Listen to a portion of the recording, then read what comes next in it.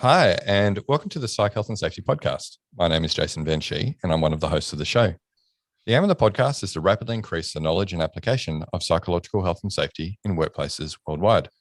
To help with this, we have regular guests from around the world who are leading the way in this important area. But before I introduce our guest and topic for today, allow me to introduce my co-host, Joel Mitchell. How are you today, Joel?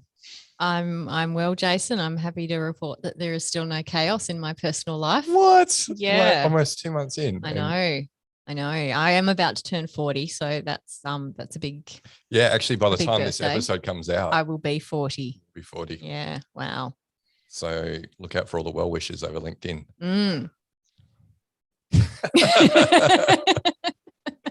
Yeah, you doing anything special for your 40th? I am. Yes, we're going.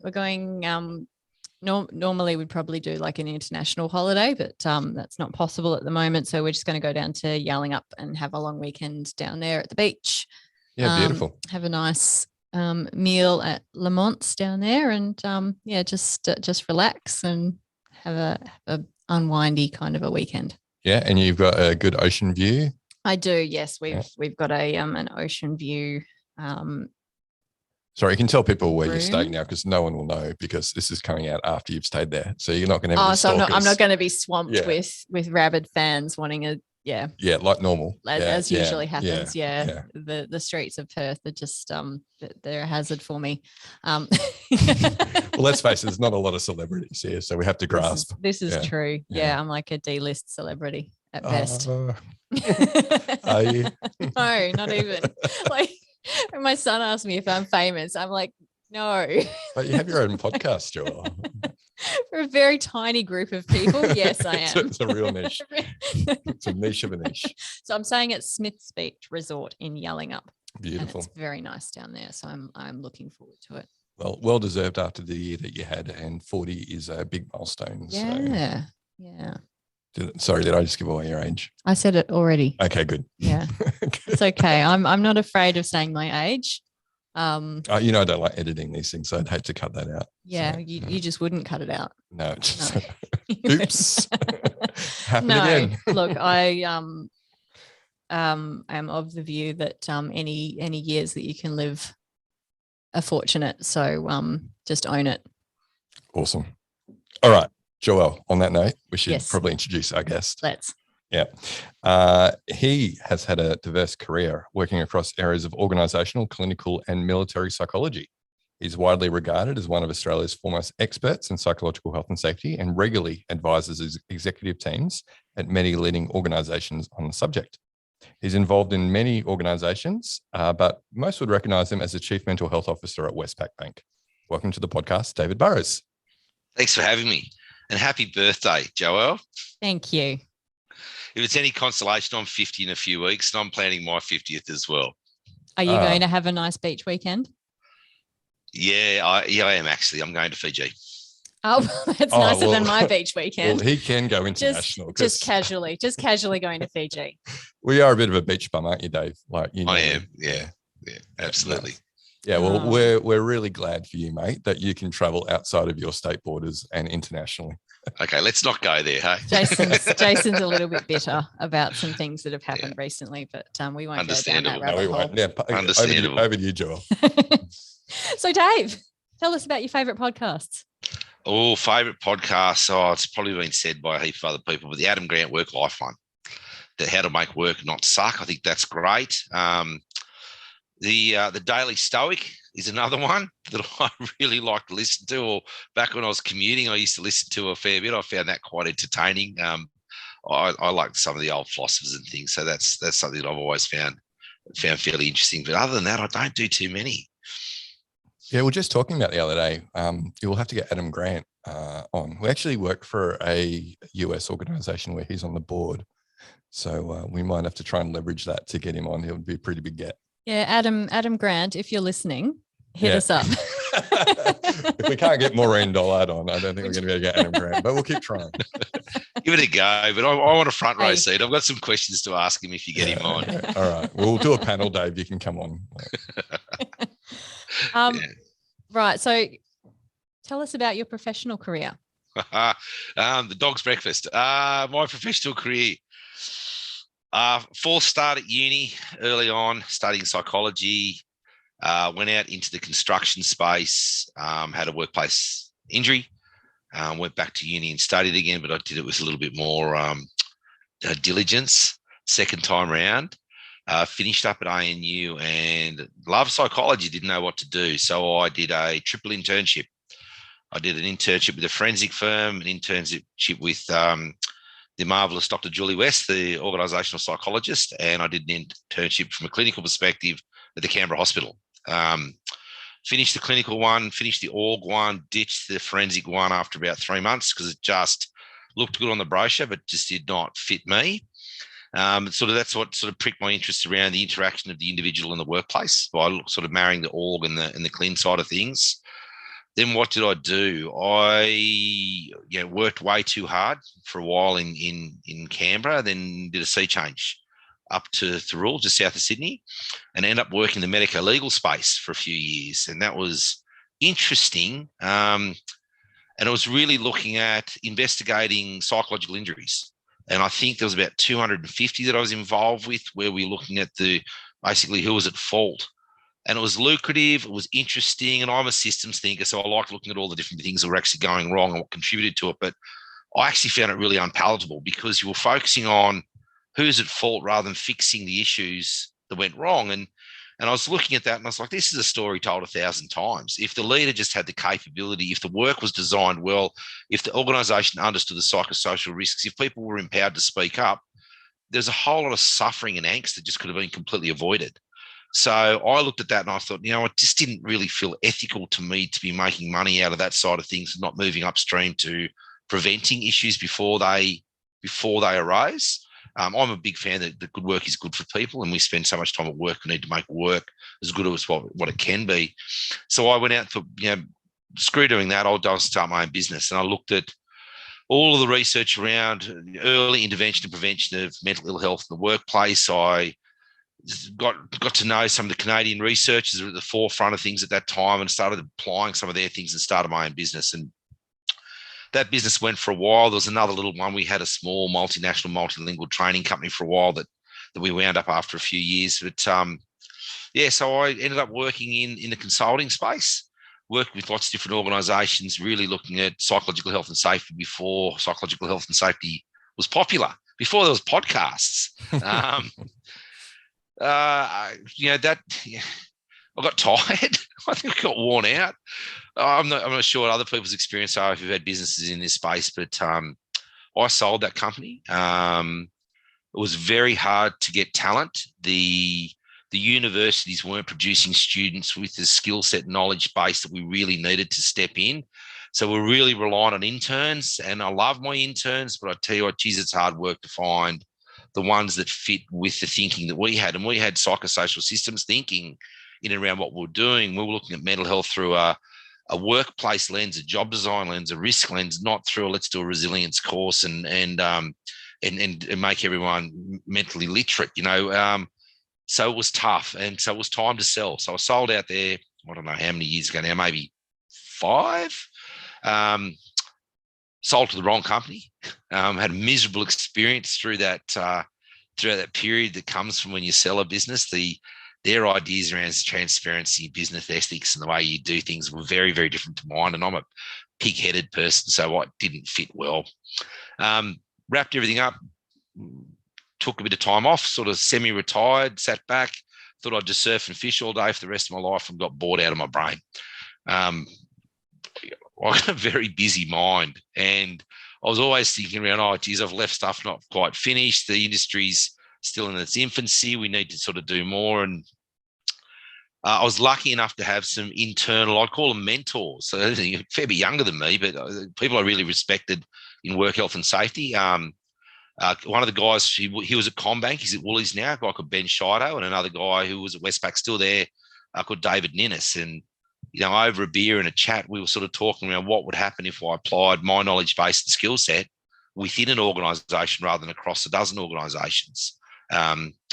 And that's when, I was approached by a couple of larger organisations around what would that look like. I was very lucky at the time in that Westpac is a company I knew quite well, said, what would a chief mental health officer role look like? And it's like, yeah, I've got some ideas. Here's a job description I wrote earlier. By the way, I'm only going to do it 3 days a week because I've still got other stuff to do. And that's what I've been doing for the last 3 years. So that's working internally there as a subject matter expert to develop and define and evaluate the strategy, the initiatives, and the way in which they approach workplace mental health has been a really important part of my career. I love it. Outside of that, though, I still dabble. So my career's not over yet. In between all of that, too, I joined the military and became a special service officer and did some interesting work with different cohorts of the Australian Defence Force. But that's a story for another time. I still now, in my career, a couple of days a week, I'm involved with some businesses that I think are actually making a difference. So I do specialist advisory work through Australian Psychologist Services, which is my private company. I don't advertise those services and things, but that's really looking at the evaluation and refinement of strategy within large organisations, helping them address psychosocial risk, develop particular leadership capabilities. I do a lot of work with boards of directors and C-suites and looking at integration. I work with a brilliant psychologist, a social psychologist and behavioural ethicist out of Melbourne University called Brock Bastian, the author of a book called The Other Side of Happiness, and a very cool guy. You see him on TED Talks and stuff and those sorts of things, in a company called Psychological Safety Australia, which is really looking at the application of behavioural ethics within organisations. And I'm co-founder of a very cool business called Mental Health, which is a specialist men's mental health service. We've got a team of over 20 psychologists working nationally, using, again, a very evidence-informed approach, trying to, disrupt the way in which you look at mental health through a men's lens. So, yeah, I'm sort of busy. So you've gone from fishing and surfing to being an active member of at least 4 businesses. The most overemployed person in Australia. Yeah, I know, right? Like, gosh, give someone else a go. I'm mentally healthy workplace ambassador for Safe Work New South Wales and champion for the National Communications Charter, and I do some advisory work for other government agencies and things. But it's all I've done. Any more receipts you'd like to roll out there? It's all about work-life balance, though, isn't it? Really, Boundaries. Absolutely. Look, if I pan down, you'll see 4 fishing rods on the floor. You'll see my Friday afternoon. Absolutely, my diary is just completely clear to go game fishing. I am a master of work-life boundaries and the discipline for that. I just like doing things that can improve people's experience of work. I feel sort of morally obligated to keep going in this space. But yeah, I probably do too much. But passion can carry you a long way, for sure. Yeah, to the fridge. Nice one. Well, look, Dave, clearly you've been at the coalface of workplace mental health for many years. How would you describe how workplace mental health is currently done in its most popular form? In its most popular form, I'd say poorly, incredibly poorly. I'd say it's driven through a lack of understanding, if not ignorance, around what actually works, what makes a difference. I do think we're at a tipping point, and I think that in the last few years in particular, I'm seeing the story around workplace mental health changing. And I'm happy to explore that afterwards. But in its most popular form, I don't think what we're doing is effective. And I would challenge anybody to show me a metric to say that what most people are doing is making a difference. If we looked at physical health and safety, saving lives, preventing death, preventing injuries and illness and those sorts of things, I think there's a pretty good track record of them making a difference there. But if you look at the return on investment, for the amount of money that's sunk into workplace mental health around what those outcomes look like, the cost and complexity of psych injury claims keeps going up, the grievances go up. What we've been doing for so long is not working. It hasn't worked, and yet people are still throwing good money after bad into things that just simply don't have the evidence backing to support them. I think by and large, so many organisations are still focused on the notion that workplace mental health is around fixing people rather than fixing their workplace. And I think that's a huge issue. By virtue of being human, we're all vulnerable at different points in time. If we can design work in a way that is good for people, with the amount of time we spend at work, that can be a protective factor for people's mental health and well-being. Except I think that most of the focus is a deficit focus, individual focus, and there's just not enough attention or sophistication in and around. We look at psychosocial risk, job design, workplace culture, and those sorts of factors. We're 20 years behind where we need to be. Yeah, we had Don McCreary on from Canada towards the end of, or I think it was actually the last episode of last year, and he was engaged by Movember to research, what is actually working in workplace mental health, and he came back after a pretty lengthy review and said, well, nothing. Yeah, he's right. I love Don. Don's one of the very few people who calls it how he sees it, and I think this is a challenge we've got in our sector is, to what extent are people going to be brave? Are they going to be a courageous voice that tells the truth around these things? And I think there's not much of that. I mean, I know that for many years, I've painted a pretty big target on my back for some of the things that I've said, but I like to think that if I'm wrong, I'm open to being wrong, but show me the evidence that tells me that. Help me understand what we're doing in these different spaces around some of those what I think archaic models, the tertiary-based stuff, the stuff that's focused on just resilience or mental illness awareness, or trying to shoehorn a community model into a workplace setting. I'm happy to be wrong if someone can show me how those things are improving people's experience of work, psychosocial climate, reducing the cost, severity, duration, frequency of psychological injuries, reducing secondary, psychosocial ergonomic issues. But I haven't seen that data. The only data I tend to see in that space is produced by the providers who are selling the services. Yep. Yeah. So you see that, or you see the lag data through, groups like Safe Work Australia and compensation statistics. And, if all of the interventions that we're using were effective, you'd probably expect to see a trend down in psychological injury claims. But as you mentioned earlier, the trend is up, and they're becoming more complex and lengthier as well.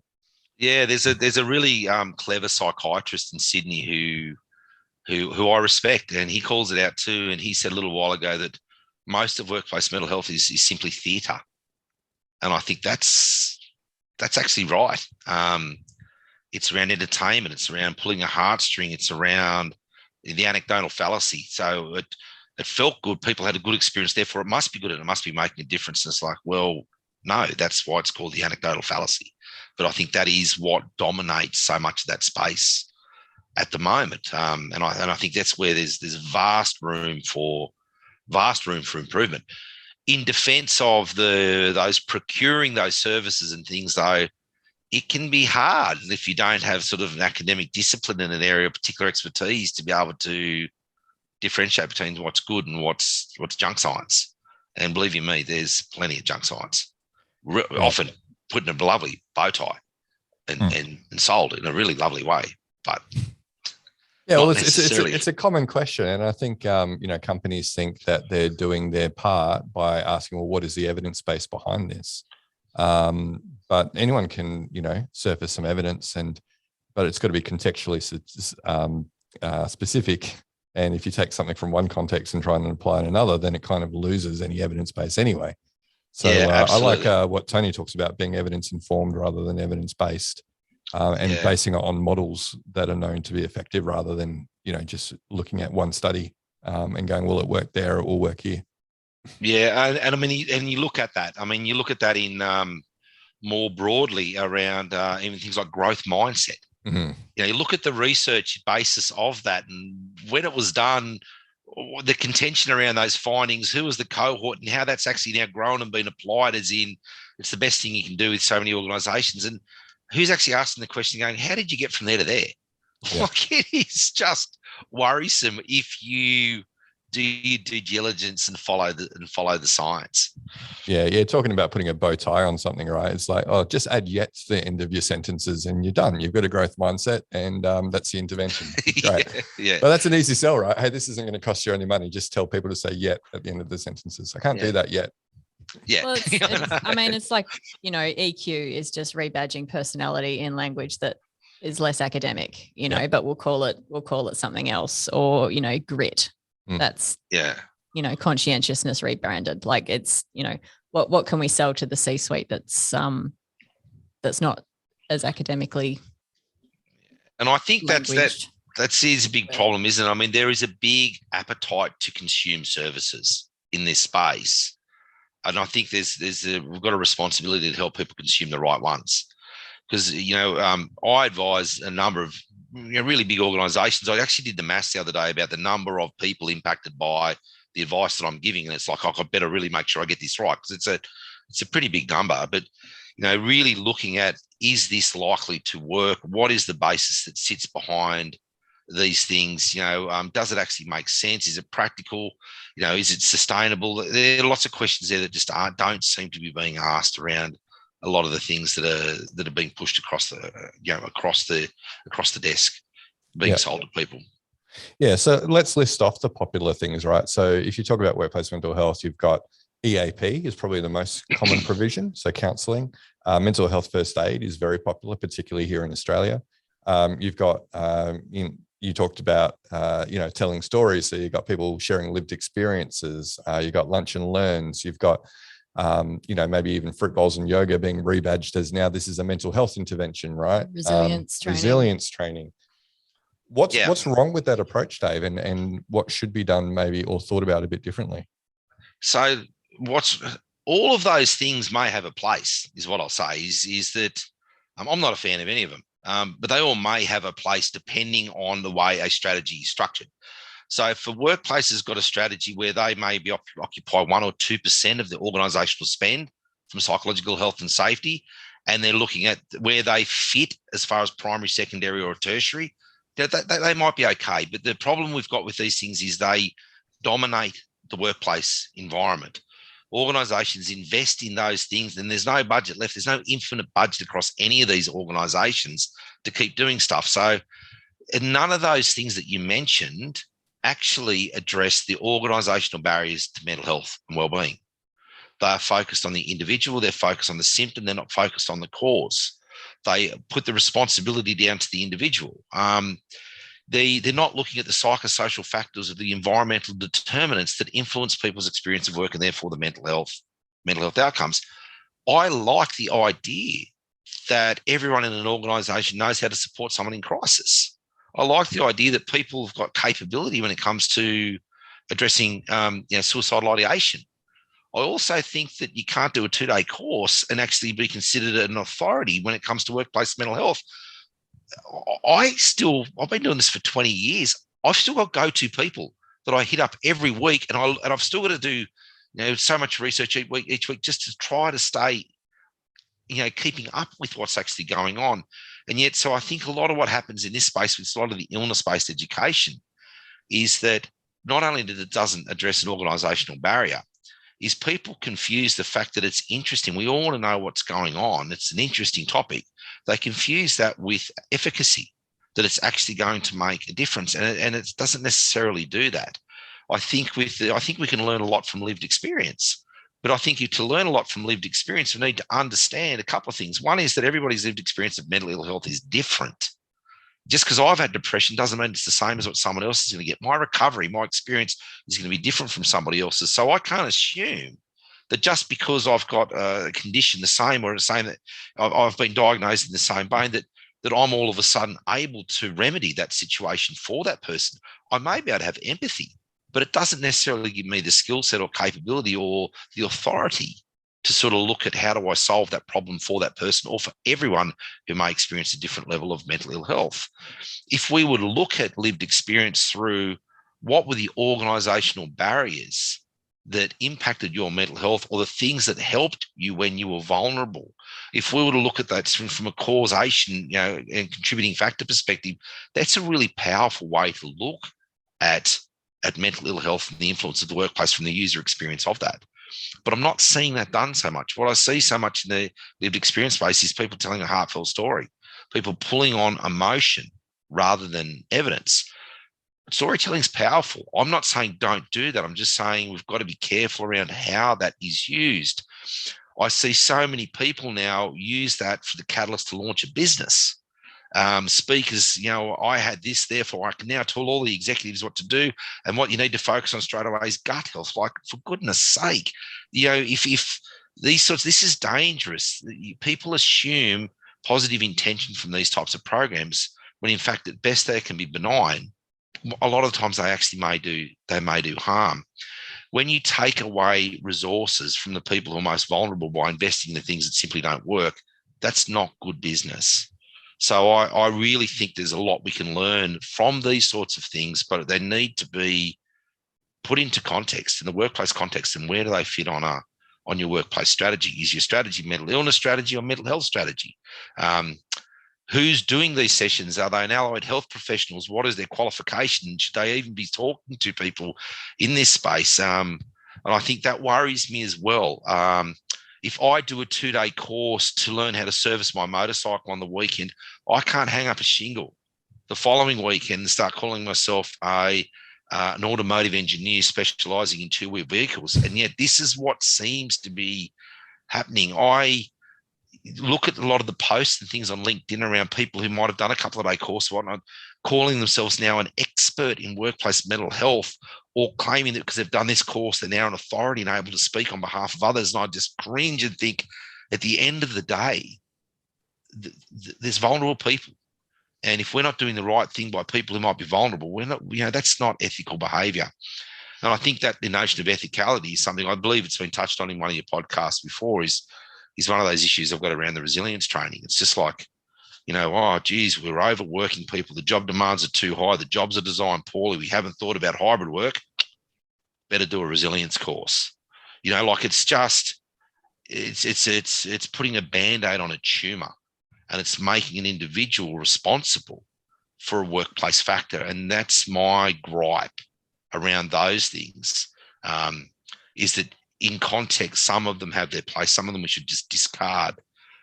But there's finite resources within organisations. Let's make sure those resources are used to maximise their impact. Because if we don't do that, we're not just compromising the commerciality or sustainability of our business. We're hurting people. Dave, that was really, really well articulated. I think it comes down, though, really, as you say, if you've got infinite time, infinite resources within a workplace, fine, do everything, right? Like, sure, go for it. But no company does. That's the commercial reality. So and it's actually more simple. Yeah. So what's going to get you best bang for buck? Well, think about things systemically. I mean, it is your only obligation as an employer to actually consider the work environment, not individuals and their mental illness. So go upstream, deal with things systemically. And then if you've got money left over, there's heaps of other things you could spend your money on. Yep. But that's harder, Jason. No, like Dave said, it's actually easier. It looks easier. I think the capability set's there, the knowledge base is there. I don't think our educational systems have caught up to enable that to be practically applied within internal people within a lot of organisations. I don't necessarily think that's the case. But it requires, you just have to be authentic in what are the things that are impacting my people's experience of work. Like that's the stuff that we should be focusing on. We should be focusing on there. I think that there's a beautiful meme going around at the moment. And I think, I love memes. I just think you tell such beautiful stories with them, which is a whole team under a massive amount of pressure going through a restructure. And they said, what's the solution? And then on the second bit is mental health awareness session. And I think that almost sums up the nonsensical approach to mental health that exists at the moment, that I believe creates a tertiary cycle of despair, is we keep focusing on fixing the person, referring them out, putting them back into the same psychosocial climate that influenced the thing, their condition or concern in the first place, and wondering why they break again.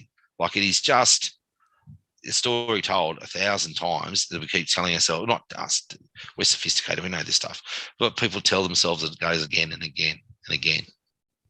Yeah, I like memes myself as well. And a very similar one that I think first I saw shared by Adam Nebbs, so credit to him, was the Friends one. Yeah. Where it's like, what do we need to change? Reduce workload. And then it's like, well, what can we do? Reduce workload. What can we do? Reduce workload.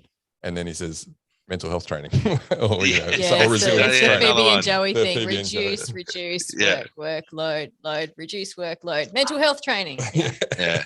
I even think now I think even the workload one's a cop out.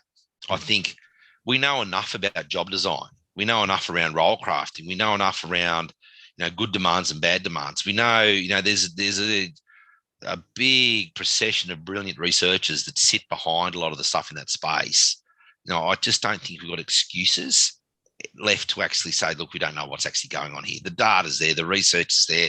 It has been for years. It's just been ignored by, the cynic in me says the monetization of madness, which is if we can just sell these widgets and products and things and these services that pull an emotional cord, then we've discharged our responsibilities to our people.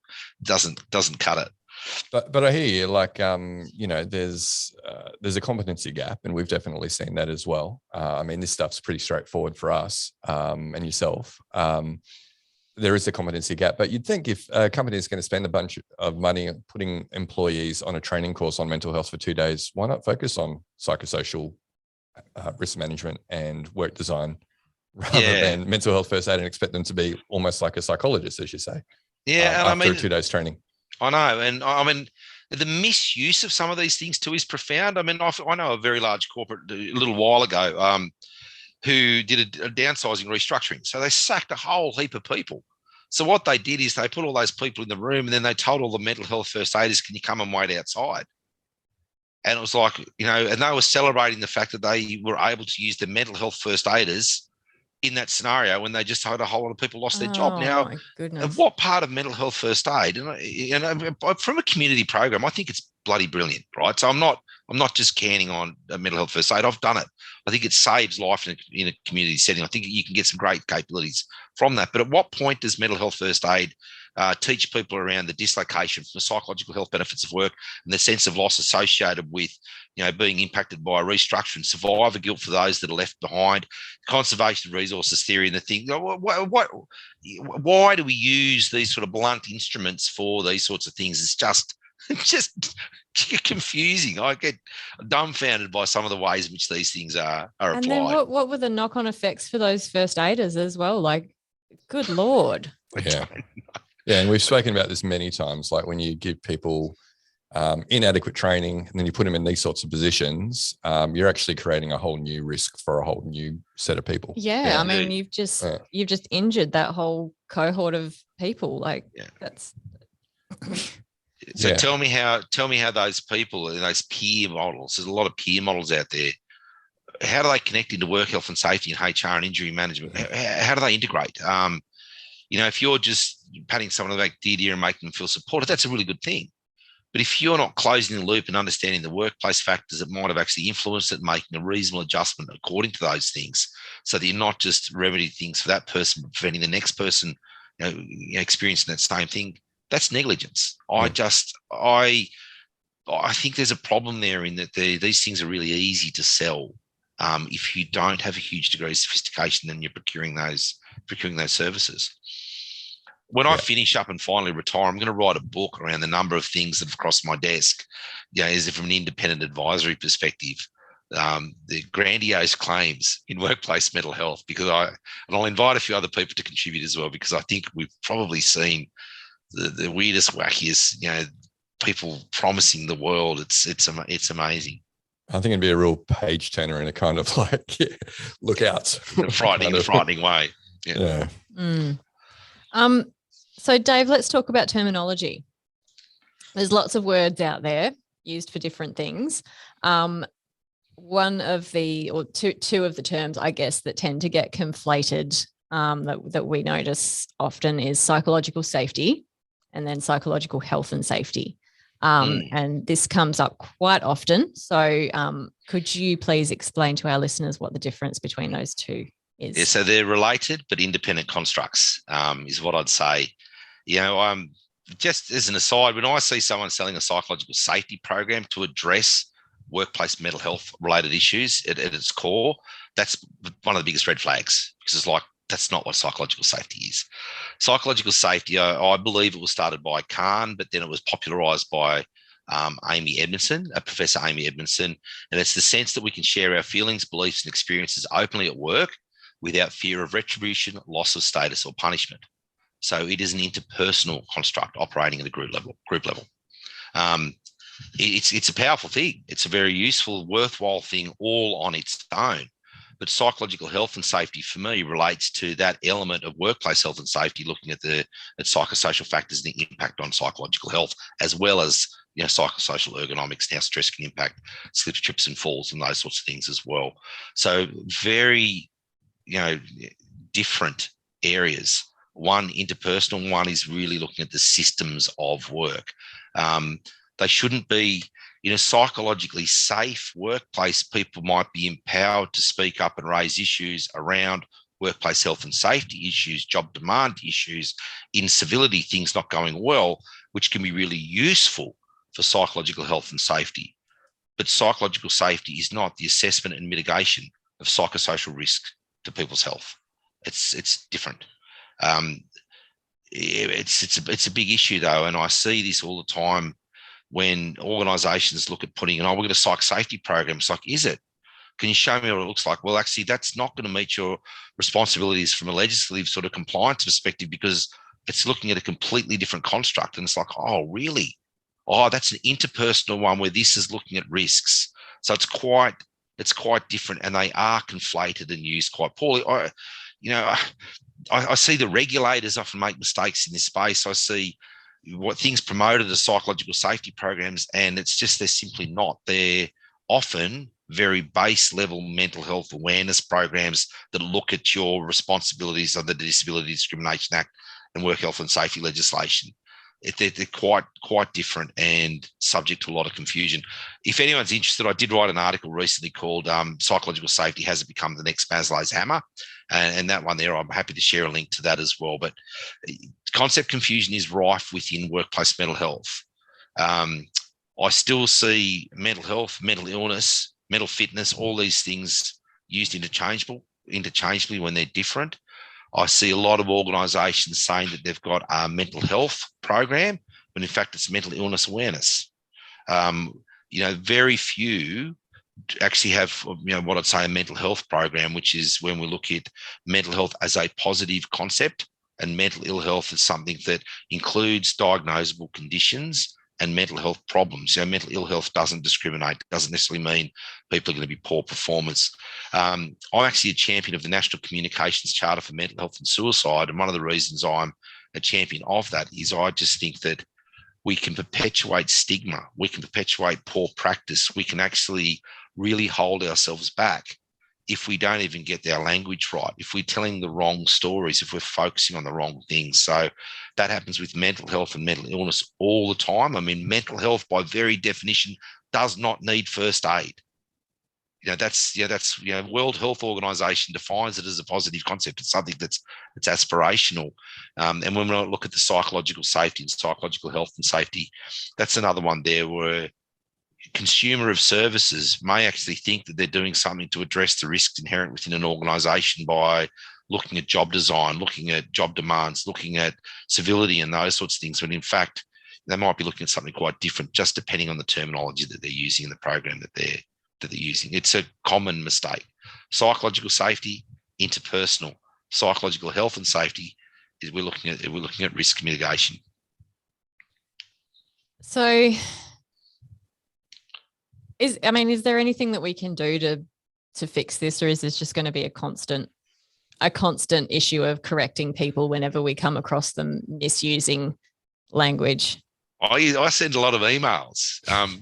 Comcare is a recipient of many emails from me saying, hey, just letting you know, you've confused psychosocial safety climate, Maureen Dollard work with psychosocial factors with psychological safety with psychological health and safety. You can't just flip all these things around. They're not things we can use interchangeably. So I think there's a lot of work to be done in actually helping people understand the importance of language in this space. Non-stigmatizing language when we talk about mental health, the language used when we talk around things like suicide, and the differences between psychological health and safety and psychological safety. I think we've got to call it out when we see it, or we run the risk of confusing people. And at the end of the day, there's a whole lot of work health and safety practitioners and HR practitioners out there going, I just don't know what to do now already. What's this new thing that's coming up? Yeah. Now, it's a constant battle. And I have called out some regulators, particularly when they're recruiting for psychological safety inspectors. And I'm like, really? How do you inspect psychological safety? You got to go in there and just make sure people are raising issues appropriately. I mean, that research is brilliant. The psychological safety research. If you look at the impact of psychological safety within operating teams and within aircraft and those, there's a lot to learn in that space. And I'd encourage people to have a really good look at that. It's worth looking at and exploring as a discipline on its own. But yeah, I'm not sure how you're supposed to be an inspector looking at those sorts of things. I know. So I did call it out and they did fix it. So that was good of them. Question, because look, you're really a rare breed, I got to say, Dave, in a lot of respects, but you worked in consultancy for many years. And obviously you still provide independent advice to, many Australian companies. But you're also an internal psych health and safety subject matter expert. So you would be looking at, and you said before you could easily write a book on all the providers who've, written and I guess marketed their services to you. So how do you find a good provider, and what are some of the things that our listeners should look out for if they're an internal role and they're looking to engage an external provider to assist them? Yeah, it's a really good question, and I'm lucky. It's one of the roles that I fulfill across a number of organisations is helping them choose providers, is helping them look at their strategy and helping them understand what's going to work and what's not going to work. The first thing I would look at is what are the claims that they're actually making? Is it 15-time return on investment? Is it the NASA-based psychodrama thing that enabled astronauts to work or walk on the moon? I mean, these are actually legitimate things that have come across my desk more than one occasion. So what are they selling and what are they doing, I think, is one thing. Are they claiming to be evidence-based? And if they're saying that they're evidence-based, ask for the evidence. I did this the other day with someone who I was helping an organisation procure some services, and they were saying, you need to use this psychosocial risk platform, our platform, because it's really evidence-based. I said, can you show me the evidence? Oh, no, it's proprietary. We can't do that. Well, can you show me the peer review stuff? Well, we can't do that. Can you show me at least the theoretical frameworks that you based it on? No, that's all part of our IP. And it's like, well, if you're going to make a claim that something is evidence-based, where is the evidence for that? And there's a big difference between evidence-based and evidence-informed and those sorts of things as well. I'd ask, where does it fit in to your broader strategy? So is it an awareness activity that's likely to be what we'd call high visibility, low impact? Is it a speaker which is going to be great for a bit of rah-rah, but then nothing else that comes off the back of those things? Is it something that's going to influence psychosocial climate? So will it change some of those metrics that can be indicators of the psychological health of your organisation? Your leave data, your engagement data, your psychological safety data, your injury rates, your severity of psych claims. Is it going to move the needle on those sorts of things, your retention? And if it's not doing that, what is it actually doing? I'd ask them to look at what you're doing in the context of primary, secondary, and tertiary factors that I'm confident this audience knows what they are. But if we can look at, what is the balance of programs or initiatives that you're doing now? Is it more of the tertiary stuff? If it is, junk it. We should be doing that's where we should be having the least attention. Is it early intervention? Yes, that's really great to be investing in. Or is it preventative? That's really where we get our bang for the buck. But what we want to make sure is that if we're procuring services, that it fits our need and and we've got a balanced approach across primary, secondary, and tertiary with the sorts of initiatives that we're doing. Sadly, I don't think that happens too often, though, because I think what happens more often than not is who else is doing it? Was it popular? Did we get good feedback in and around it? And there's the reliance on your happy sheets, which are just nonsensical rather than any real data in that space. So I think that popularity is often seen as a proxy for effectiveness, and it's just really something we've got to move past if we're going to look at provider accountability. The provider accountability piece too, I think, who is delivering your services? I've seen this one that's been marketed quite a lot, saying this is a cutting edge program. It's leading the way. There's another major red flag. Major red flag. And we've got a clinical neuropsychologist who's developed a workplace mental health program. I have so much respect for a clinical neuropsychologist, but you show me where in the education program to become a clinical neuropsychologist, You're actually taught about job design, psychosocial risk factors, psychological safety, how workplace culture, supportive leadership behavior influences people's experience of work and then leads to performance, productivity, and positive mental health. It's not there. We're seeing, and this is the sort of thing that if we look at how do we choose the programs and things that we're doing, who stands behind them? What is the basis for doing that? How are they theoretically derived? How are they practically applied? And how are they going to move the needle on the real metrics of mental health in the workplace, not the feel-good metrics in the workplace? You know, a scary thing that I see quite often too is when organisations talk about their mental health offering.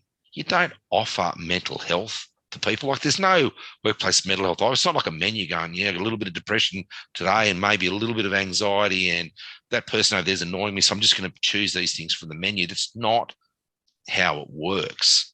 So I think the more that we can be educated in that space around what to look for in our providers and what good looks like, is it solving a problem for us or is it just lining the pockets of a provider in that space? And I think that's a big one. And the biggest voices, the biggest promoters in this space are not necessarily selling the best product when it comes to supporting the mental health needs of people. And I think that's something we really need to get past as well. Yeah, it's an interesting one because I'm conflicted in the space because obviously I come from a scientist practitioner model myself as a psychologist and really understand, you want a good evidence base for what you're doing. But when people ask us, well, what's the evidence base for you? Like how effective is, say, Flourish DX in improving mental health outcomes? I'm like, well, Flourish DX isn't the intervention. It's the consultation tool. What people do with the information they collect through our tool is really up to them. That's what's going to have the impact on the mental health outcomes, not the fact that you've completed a risk assessment. So people, I think, confuse assessment and measurement with intervention. And that has happened. I mean, we had a client of ours who thought, Flourish DX is so good, we're going to roll out a survey every 2 weeks with our employees. I'm like, no, you can't do that. Like you actually have to have time to, think about what you're going to do with the results and like implement something and then remeasure once you've actually done something to see how effective it is. They're like, no, we've already communicated to everyone. We're going to be doing a survey every 2 weeks. Yeah. We can't go back on that now. I'm like, your employees are going to hate you. I look at that too. And I think that's really, it's well intended. And I think that's the thing is a lot of this stuff is there's positive intent and around a lot of these things, isn't there, from these organizations? It's just, it's a knowledge gap around what actually works and what doesn't. I'd look at that and think, wow, if you're going to go to that trouble to ask people for their opinion, you're going to engage them to help you problem solve what might not be right. And if you don't then solve that problem for them, or at least be seen to making a darn good effort, you may actually be creating learned helplessness. You actually may be having a deleterious impact on morale that's then going to lead into interpersonal sensitivity and all sorts of grievances and exits of people. I think that is a challenge, isn't it? That I think a lot of us are trying to sort of rise up to and to help organisations with is to make sense of this space, because there's a lot of really good people in work health and safety. It is a really good discipline to be working in. And I know I feel obligated to try and give them knowledge and point them towards the tools that can actually help them do their work well. Because at the end of the day, we're talking about people. People are worth getting it right for. Yeah, and on that whole topic of right, you're right, and there are great people doing great work in this area, but and I think people again are trying to do the right job in terms of evaluating and kind of thinking, well, what is a good program to bring in? But we're just constantly asked with the wrong questions. Always get asked, but Jason, what's the engagement in Flourish DX? How many people will pick it up, on a weekly basis or a monthly basis? Yeah, I'm like, it's not an engagement thing. Like, how often are you pushing a survey and consulting with staff on psych hazards? That's how much you expect people to use the platform. But in defense of the consumer, they're used to being told that, hey, you've had a bump in your EAP utilization, you're doing really well. Like, really? Was the bump in utilization because the workplace got worse? People are more stressed? Or was the bump in utilization because you just did some marketing? It's a classic sort of, flawed measurement tool, isn't it? But that's what gets seen as the sort of is the valid metric that's really not a valid metric. Participation rates. We had 86% of our people participate in Are You OK Day. The 20 people who are experiencing mental ill health or panicking about being asked about their well-being that day didn't join in. But you look at those sorts of things and you think, well, at what point did participation become a valid metric for whether something was efficacious or not? And I think this is the measurement of is a big issue. I see some of the biggest programs at the moment being promoted and picked up across Australia. We're saying, based off the marketing, that 4.5 out of 5 people would recommend this course to others. Like, at what point? At what point did that become real? Like, how can we be blinded by a metric like that? It tells us nothing. Yeah, 4.5 out of 5 people who took the time to complete this feedback survey because they liked the course so much had a positive experience. Now, they may have had a positive experience because they learned capabilities to improve their own and others' mental health, the psychosocial factors that influence and they put on a good afternoon tea. But I just think this is where we need to get more. We need to get better at measurement. We need to get better at the analysis, the root cause stuff. We need to get better at monitoring. And these are things that I just don't see happen. And when I review, the mental health and wellbeing strategies for large organisations, that's largely absent. What I see is the high visibility, low impact. I actually saw one the other day that was looking at the integrated framework, which I'm sure you're familiar with, the Martin LaMontagne one, and they're promoting the positive was literally fruit bowls and yoga. That's how they defined the promoting the positive aspect of their workplace mental health strategy. And this was a big employer. And I think, wow, this is one of those ones there where we need to help them understand, the application of some of these brilliant theories and frameworks and things that are out there, because there's a lot of them there. Yeah, our regular listeners think fruit bowls and yoga is a running joke, but it is actually something that happens. Yeah. Like I hear a story like that and I think, like, what happened? Senior management sat down and saw that they needed to have some stuff in promote, prevent, and respond. And they went, what are we already doing that fits into these boxes? Oh, we're doing some fruit bowls and yoga. So we'll stick that in the promote and we'll say that we're doing it. Like that to me is how that happened. Oh, no, we had a potential client, a multinational, that we're talking to about ISO 45003. They're like, reporting season's coming up soon. We'd love to show to our shareholders that we've adopted ISO 45003. They're thinking they can just check off the things that they're doing, like the EAP and the mental health first aid program, and go, yeah, we've got it. Like, no, this is a whole safety management system approach to dealing with mental health. I don't know if you've got much of this in place. Like, there's a whole lot of work you got to do to get this. Yeah, and it's interesting. So that just picking up on Joelle's point there around that senior leader, it wasn't, in fact, in this one. This was a medical doctor who'd been brought in to assess the workplace mental health of an organisation that looked at the application of a medical model, not a workplace model, not a psychosocial model, and then advised them that these are the sorts of things that you need to do, which is largely nutrition-based and reducing people's physiological level of arousal, nothing at all upstream. And the person procuring these services, who's got this very eloquent, very highly educated provider in front of them, is going to listen. And I think this is one of those things that how are we, and I think this sort of podcast does that in a unique way. And I think it's something we've been missing for a very long time, is it helps our profession as a whole understand what does good look like. We might not have all of the answers, but if we can point people around where to look, and if you're not looking at Backer, if you're not looking at Parker, if you're not looking at Martin, if you're not looking at Bryner, if you're not looking at these guys, you're not looking at Bastian from an academic perspective, I think you're looking in the wrong spot. Yeah. Well, I think you motivated me, Dave. I've been saying to Joelle for a while, I really need to write this new training program to put in our 45003 Academy on how to evaluate a workplace mental health tool or program.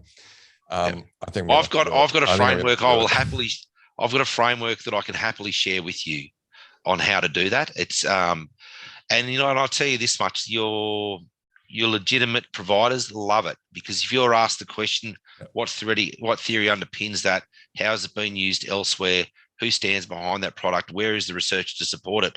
If you've done that, if your product can actually stand up to those things, the providers will celebrate that and they'll be happy to tell you. The ones where you ask those sorts of questions and it's and they look for a wriggle room, that's when you got to be, the alarm bells are going off. Yeah, no, definitely something that, because Joel and I have spoken about it, and we've spoken about how we incorporate the integrated model into that evaluation. So like you were saying, if a company was to assess what are we doing currently and what does this solution or program help me solve, they'll be able to go, well, we're doubling up on something that we're already doing heaps in, like the tertiary area, for example. No, but this helps us in the prevent area where we're not doing anything. Well, that's probably going to be of value to us, right? Yeah, so. and I think that asking those questions and helping people do those sorts of assessments themselves, there's a real value in that. Maximizing what they've got there already, there's value in that. Talking to an EAP about, can we change the way that we report so that we can understand the upstream factors or the duration until people felt comfortable coming in and seeking support. Yeah, there's value in doing those sorts of things. Looking at, even maximizing EAP is our current provider or system, working well for the needs of men and women and diverse genders in our workforce. That's another one that's worth asking the question, because I've seen a lot of these programs lately, a lot of EAP providers and things where men, for example, just don't appear in the stats. They're just not using those services, and I think there's lots of reasons for for that as well. That if we can fine tune what we've got already, we can probably start to make a much more of a difference. So you've talked about competence a little bit, and I guess it's it's an issue that we talk about quite often on the podcast as well. And the issue of you don't really have somebody coming out of a university degree with a full set of competencies that they would need to actually be able to work in this area effectively. So, from your perspective and in your experience, what combination of competencies would you look for if you were an employer looking to hire a role to sort of support this function? To support this function, I'd want someone who understood workplace health and safety, understood the psychosocial factors that influence people's experience of work, understood application of things like the job demand control resources, understood, what does a Thrive model look like versus an integrated model, who's able to differentiate between those sorts of things. Someone who's got an understanding of how to evaluate program effectiveness, someone who's got an understanding around whether they can actually have a look at, does this constitute research and evidence-based? So many things that I see at the moment are selectively presented from a research perspective around, we've got 14% positive intention to do something after this workshop. And if someone knows what they're looking at, they go, that just does not make sense at all. So I think that analytical capability from people around how do I actually ask those right questions, as well as having competencies in understanding things like risk assessment, I think are a really important part of that. I'd add that to be really effective internally within an organisation, you need beyond more than just technical skills, because the knowledge base and being able to bring other people on your journey to look at what does good look like is not going to be easy. For a lot of people, sort of internal roles, you're fighting against infrastructure that's been there for 20 years, and you've got to almost convince people around why we need to change the trajectory and the way in which we're looking at things. So I think influencing skills is probably a very practical part of that as well. So I think there's a lot of opportunity for org psychs, for the work health and safety practitioners to really step up and have a positive influence in psychological health and safety, and let go of those medical models and individual and community models that are there at the moment. Where are people getting that educational basis in order to do those things? I'm not quite sure where that sits right now. It does take time to develop that skill base, that knowledge base that's required. Yeah, I think I would agree. There's that real crossover, and yes, you need that social science literacy to actually be able to see through the glamour of the marketing and ask the real questions about the science behind it, and can you actually back up your claims or not? But you need to have the understanding of risk management. You need to have the understanding of how to do, OD properly, and how to design work, and how to redesign work. So it is a really specific skill set that you you won't get just out of a straight degree qualified person, I guess. It's exciting though, isn't it? Because just think of the impact we're all going to have when that's a common capability set within organisations. You know, you think around the improvements to people's experience of work is going to be profound. When we can actually get enough people, a critical mass of people moving away from the medical, tokenistic, tertiary-based models to deal with these real issues is, you know, it's not just going to improve mental health outcomes, but the performance and productivity and profitability of organisations is going to go through the roof because people are going to want to be there. They're going to be optimizing their time. They're going to be working really hard. They're going to be loving what they actually do. It'll still be stressful. It'll still be frustrating at times, but their experience of work will change. And I think that, for me, is a really worthwhile pursuit. We'll get there. Dave, you're listing off those attributes that you think would be perfect for someone working in this role. And I can tell you about a year ago, I evaluated the market locally in Western Australia to find someone with those attributes. I found 2 people. One is now working for me. The other one is still very happy working where she is. So best of luck to anyone in West Australia trying to hire locally for those. It might be a case of getting someone in with most of the skill set and then developing that person. And that can happen and that will work. I'm not here talking on a Westpac perspective today, but I've got 2 of the most brilliant organisational psychologists that work with me in my Westpac capacity, and their ability to implement and to inform and to use psychological science for the betterment of that organisation is just amazing. And I think we will start to see more of that and more internal roles in this space. I think there'll be 10 years though until we get to that point, and we're going to be reliant on clever external advisory for a while, which then for me it's a worry too around who are organisations listening to. It's a real it's a risk. Yeah, and you mentioned some names earlier, and there's some very good people, and a lot of them very generous with their time, like the Ange Martins of the world, and these sorts of people. They are just tremendous. Absolutely, I've got a go-to list of people all around the world that I go, I'm stuck. Help me with this. I've read everything, I've exhausted everything. This is what I think. Am I on the right track? And and I love the fact that I've got the ability to do that, and I love that I've got the network to do that. Sometimes I feel as if I stretch the friendship a little bit, but I try to reciprocate as much as possible. Daily Stoic is another one in the suicide space. Wow, at some point she's going to block my number when I look, but I just value their expertise so much. And an hour with some of these people and your knowledge base just goes through the roof. But if you don't have access to them, read all of their research. Read Peter Cotton. He's now deceased. Such a lovely, amazing human being. Such a contribution to workplace mental health in Australia. Read his research, the Cotton and Hart research. There's just no lack of information out there. We just need to get in there and absorb it and put it into practice.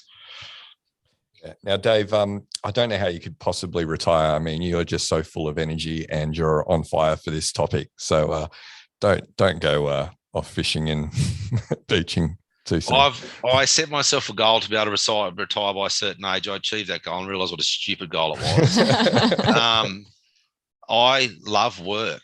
I love what I do. I love learning in the space that I'm in at the moment. And I've said to my wife, I'll never stop work because it's easy to get up and out of bed in the morning when you get the opportunity to do these sorts of things. And for me, the workplace is an incredible vehicle to improve mental health outcomes and commercial outcomes and all those things that go with it. We just spend so much time at work. I'll probably get sacked at some point and people will want me to retire, but I'm not going away. I'm sure there'll be plenty of people asking you to help them out. So, Dave, given you've been working in this space for decades, what, looking into the future, would be your hopes for the future of workplace mental health? I hope we cut the clutter.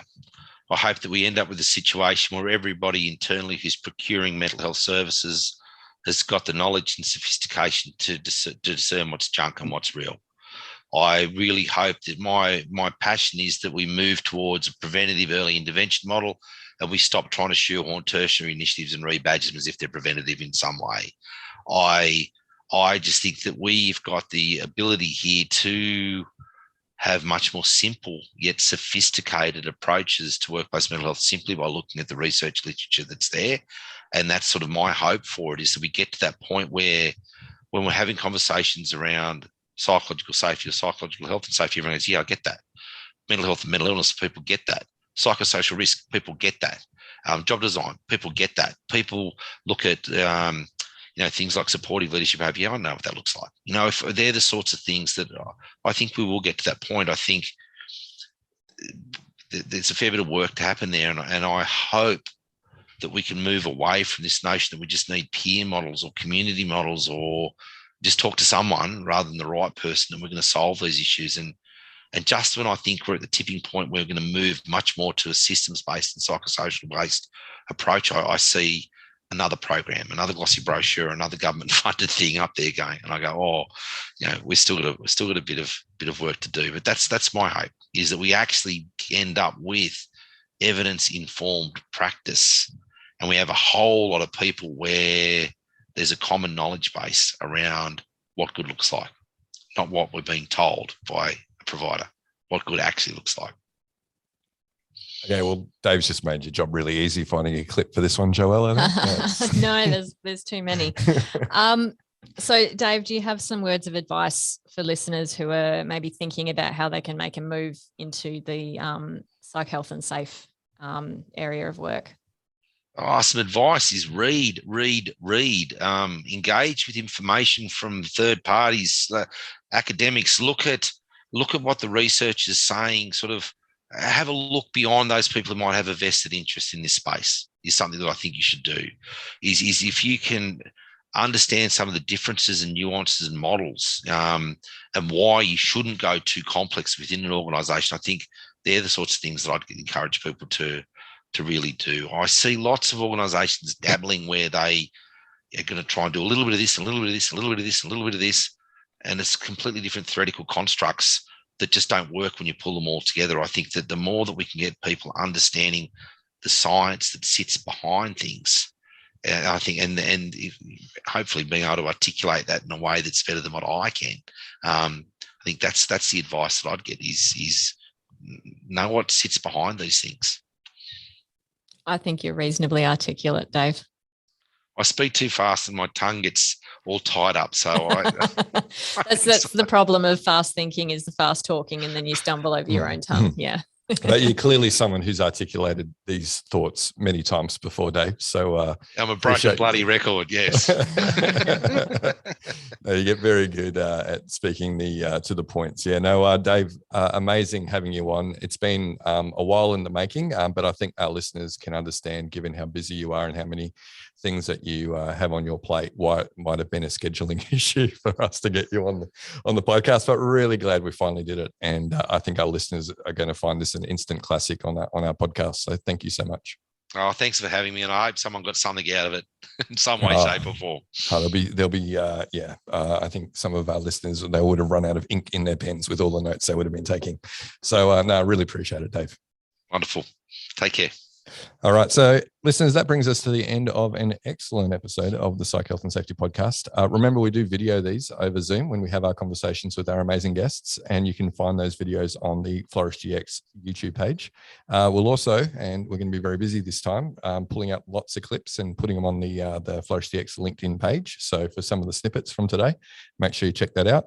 And while you're over on LinkedIn, make sure you connect with Joelle and myself if you want to continue the conversation. But thanks a lot, listeners. We'll catch you next episode.